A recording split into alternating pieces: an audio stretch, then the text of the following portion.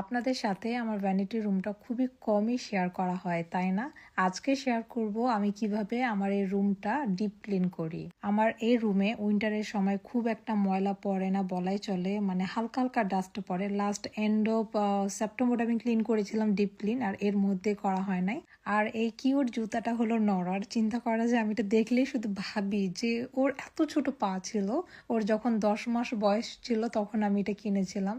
এটাকে আমি সারা জীবন আগলে রেখে দিব। ওর অনেক ছোটবেলার কাপড়ও আমি রেখে দিয়েছি। আমার যে কি ভালো লাগে, মাঝে মাঝে এগুলো থেকে স্মেল নিয়ে এত ভালো লাগে। ফার্স্টে আমি শেলফের সবগুলো জিনিস আমি টেবিলের উপর রেখেছি। একটি শুকনা কাপড় দিয়ে আমি ডাস্টগুলো আগে ঝেড়ে নিচ্ছি খুব ভালো করে।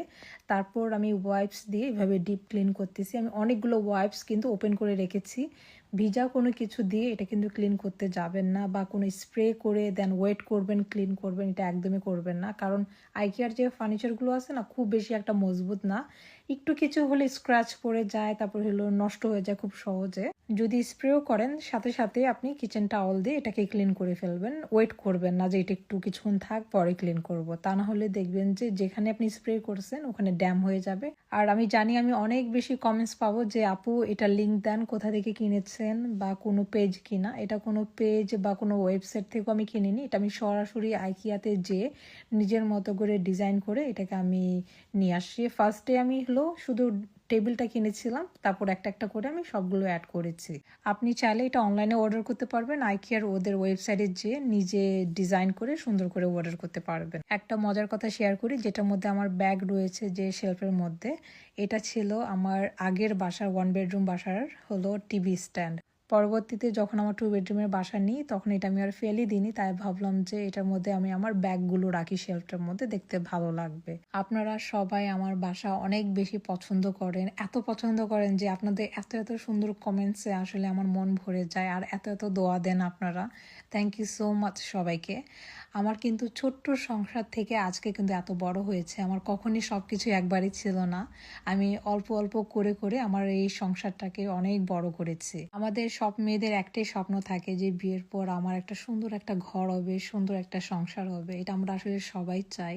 আর আমি দোয়া করি সেই সব মেয়েদের যাদের এরকম স্বপ্ন থাকে নিজের সংসার হবে, আল্লাহ যাতে আপনাদের সবার মনের আশা পূরণ করে। একটা সুন্দর সংসার গড়ে তুলতে একটা মেয়েরই বড় অংশ এখানে থাকে। আপনি চাইলে আপনার সংসারটাকে অনেক বড় করতে পারেন, আবার আপনি চাইলে আপনার সংসারটাকে এক মুহূর্তের মধ্যে ধ্বংস করে দিতে পারেন। আমার কাছে আমার সংসার অনেক ভালো লাগে। আমার পৃথিবীটা অনেক বেশি ছোট।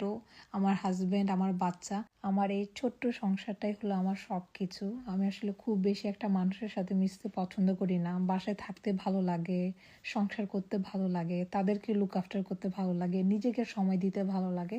এক কথায় বলতে পৃথিবী সম্পর্কে আমার খুব বেশি একটা আমি জানি না, আমার খুব বেশি জানার ইচ্ছাও নাই। আমি যেভাবে আছি সেভাবেই ভালো থাকতে চাই।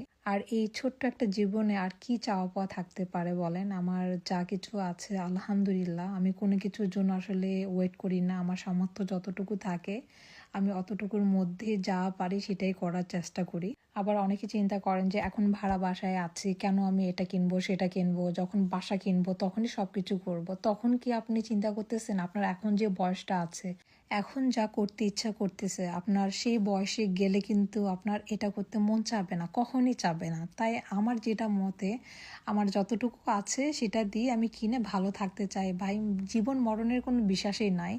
আমি আপনাদের সাথে এখন হয়তো বা কথা বলতেছি, কিছুক্ষণ পরে যে আমি কথা বলতে পারবো এটা কি গ্যারান্টি আছে বলেন? একদমই নাই। যাই হোক, অনেক বেশি কথা বলে ফেললাম, অনেক জ্ঞান দিয়ে দিলাম, এই জন্য অনেক বেশি সরি। কেউ এটা খারাপভাবে নেবেন না। আমি আমার ওপিনিয়নটা আপনাদের সাথে শেয়ার করলাম। এখন আমার যে ড্রয়ারগুলো আছে ওগুলো আমি ক্লিন করলাম। আমার খুব বেশি একটা মেকআপ নাই, আগে অনেক কিনতাম, এখন সবই ফেলে দিছি। যতটুকু দরকার অতটুকুই রাখি, কারণ খুব বেশি একটা আসলে মেকআপ করা হয় না। যদি কোথাও দাওয়াত থাকে বা পার্টি থাকে তখনই মেকআপ করি। এছাড়া আমি বাইরে গেলে কখনোই তেমন একটা মেকআপ করি না। হালকা জাস্ট মাস্কারা আর একটু লিপ লাইনার। জিনিস যত বেশি থাকে তত ক্লিন করা, তত টাইডি আপ করা অনেক বেশি হার্ড। আমি ট্রাই করি যখন নতুন কোনো কিছু কিনি আমি পুরাতন জিনিসগুলো ফেলে দেওয়ার ট্রাই করি। সেম ক্ষেত্রেও স্কিন কেয়ারও আমি খুব একটা জিনিস ইউজ করি না। একটা সিরাম, একটা সানক্রিম, একটা day cream and night cream, that's it. আমার একটা সিম্পল একটা স্কিন কেয়ার রুটিন।